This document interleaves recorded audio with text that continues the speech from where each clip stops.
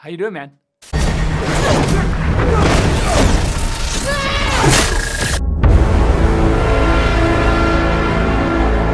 Yeah, I don't know. I don't know. I try not to analyze it too hard because that's like a crazy rabbit hole that you can send yourself down. But also, I'd just be interested to see how everyone feels now that they have both parts, because it was written as one story. It's kind of really not complete until you have the both of them to look at, as well as when the director's cuts come out. The one thing about the director's cuts I'd say is interesting to me is that that's what I wrote. You know, that's the move. Those two movies are the why I did it to begin with. So maybe later this summer, you're going to get those two movies dropped on the same day, probably.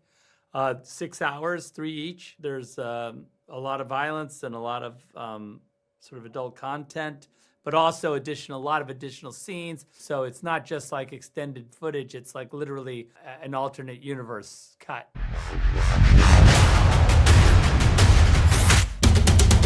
It affects us. We're sensitive beings. We all adore this project so much. So yeah, of course it's gonna affect us. The shoot is for us.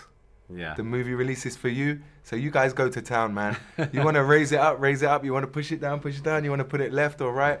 That's your job, man. That's you guys. So yeah, go ahead, man. Have fun, man. Have fun. We're having fun as well. What's the best advice you got as a director?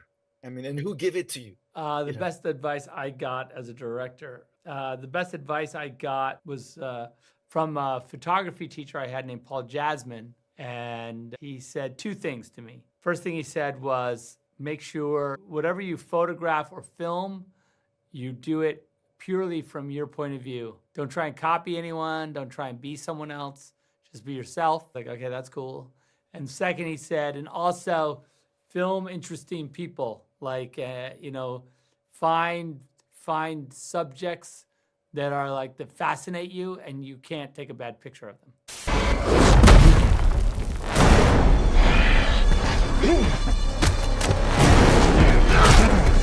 He's a geek. He really is. He talks at length about that comic that he used to read called Heavy Metal. To put it simply, he's very good at what he does.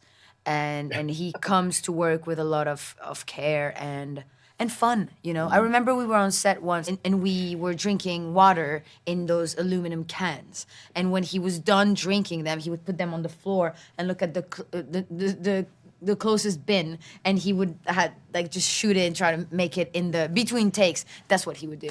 So that's the kind of fun that we were involved with every day. We love him. We really do. We really do. From Gerard Butler to Henry Cavill, Ben Affleck, Jaimon Hudson, you're always like muscular character, you know. True. People that really take the screen. You know? Yeah. How do you explain that attraction? You know, I guess, well, because I think a lot of the films I make have sort of mythological sort of underpinnings, and I always feel like the larger than life characters help to underline that concept. And I think that those actors really embody sort of the mythological in all of us, you know. Yeah. I mean, Balisarius is a very intriguing, complex character that we've just seen little fragments of. And I'm playing an older version of myself for most of the film, which is why I'm sort of sporting that rather dashing grey beard. Of course, yeah, part 2 ends with another delicious cliffhanger, which is always fun. So yeah, hopefully we'll get to continue telling these stories. Do you have a cult movie that never ceased to amaze you? A cult movie that I love, well, The Devils is one that I'm a big fan of. I mean, I don't know if you would consider Blue Velvet a cult movie. It's pretty made, but it's one of my favorites. Videodrome is a big a film that I love. All Cronenberg movies, pretty much. Thanks a lot, Zach. Thank you. Merci, à bientôt.